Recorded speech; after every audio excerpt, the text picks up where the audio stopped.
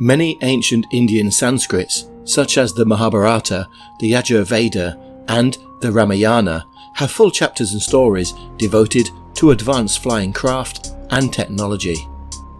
Some of these ancient fables give reference to a level of engineering far exceeding the ability that conventional history dictates. Tantalizingly aligning with some of the ancient aliens theories are these texts providing ancient clues hiding in plain sight? The descriptions in some of these texts are describing things similar to our technology today, yet referencing events that occurred 4,000 to 10,000 years ago. Throughout the ancient Sanskrits, they reference what we would today describe as a UFO or a spaceship. There are many descriptions, events and accounts of these various flying machines, generally documented as flying Vimanas. Vimanas are described as celestial chariots, having many windows. They make the sound of roaring thunder as they ascend into the skies. While climbing, they appear to resemble comets. Some accounts describe various different kinds of Vimanas, some for use in the atmosphere, some travel in the sky and also underwater, some are even described to have the ability to travel into the solar system and other stellar regions. There is a passage in the Ramayana which reads, "The Pushpaka car that resembles the sun and belongs to my brother was bought by the powerful raven. That aerial and excellent car going everywhere at will, the car resembling bright cloud in the sky, and the king Rama got in, and the excellent car at the command of the Kubera rose up into the higher atmosphere." These Indian Vedas are some of the oldest documents recorded by the human race. These ancient accounts have survived for thousands of years. Could these be literal accounts of advanced technology? Are the descriptions of air warriors and sky battles real or mythological? Yet we have another example. The Ramayana gives reference to a weapon called the Brahmastra, said to include the force of Brahma, a destructive weapon releasing millions of missiles, great fires with a destructive potential to destroy all of creation. Does this event describe a nuclear weapon? When we read these ancient texts with a modern eye, it's clear to see the correlations between Star Wars-like space battles, as described in the Ramayana. Many other terrible weapons are explained quite clearly, but the most fearsome of all is the one used against the Vishras. The narrative reads as follows. Gurkha, flying in his swift and powerful Vimāna, hurled against the three cities of the Vishras and the Andhakas, a single projectile charged with all the power of the universe. An incandescent column of smoke and fire, as brilliant as 10,000 suns, rose up in all its splendour. It was the unknown weapon, the Iron Thunderbolt, a gigantic messenger of death which reduced to ashes the entire race of the Vishras and the Andhakas. The after effects of this Iron Thunderbolt have disastrous consequences. Apparently, those killed by it were so burnt that their corpses were unidentifiable.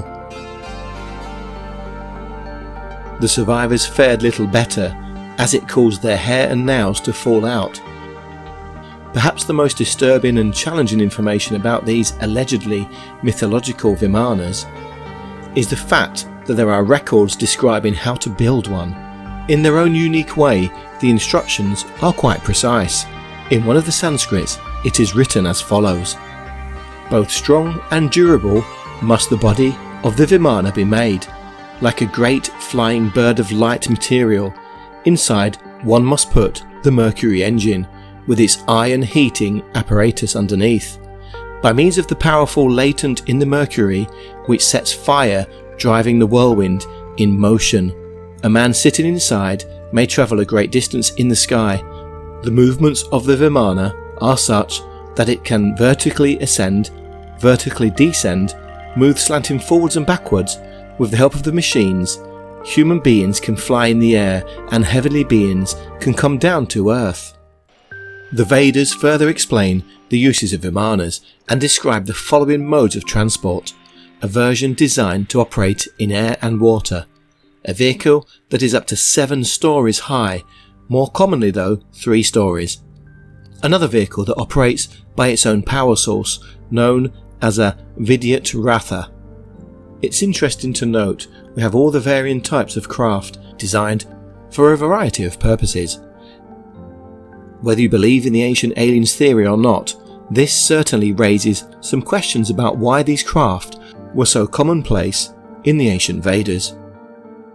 Ancient Sanskrit literature has many accounts of these enigmatic flying machines. To add further credibility, the Vedas have specific chapters to cover aeronautics, named as the Vimana Shastra, translated as Science of Aeronautics. These chapters explain many aspects of the aeronautics, including the design of the aircraft, the way they are used for transportation and other tasks, pilot uniforms, various dietary recommendations, all recorded in meticulous detail. The knowledge of aeronautics is comprehensive. It's actually described in Sanskrit through 100 sections, 8 chapters, 500 principles, and 3,000 slokas. With all this attention to detail and intricate knowledge, is this just myth and fable? The great ancient sage named Bharadwaja worked on the 6th book of the Rig Veda. He was a renowned scholar, economist, grammarian and physician. From his research into the Vimanas, he documented the construction of these amazing aircraft and how to pilot them. His works cover various craft, travelling on land, water, and others even sporting submarine capability. He also discovered Vimanas designed as large warplanes and fighter aircraft. We also have the Vimana Shastra. It's a strange illustrated book covering all manner of ancient Hindu flying machines. It documents the materials, the alloys and other required metals which can render an aircraft imperishable in any condition. Have world governments searched and even found the remains of ancient Vimana craft? If so, would this knowledge be hidden from us?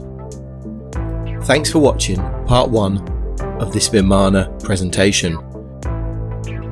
Be sure to check out part 2 and 3, also airing on this channel, The Fifth Dimension. Please like and subscribe as soon as you can. It really helps us when you do this.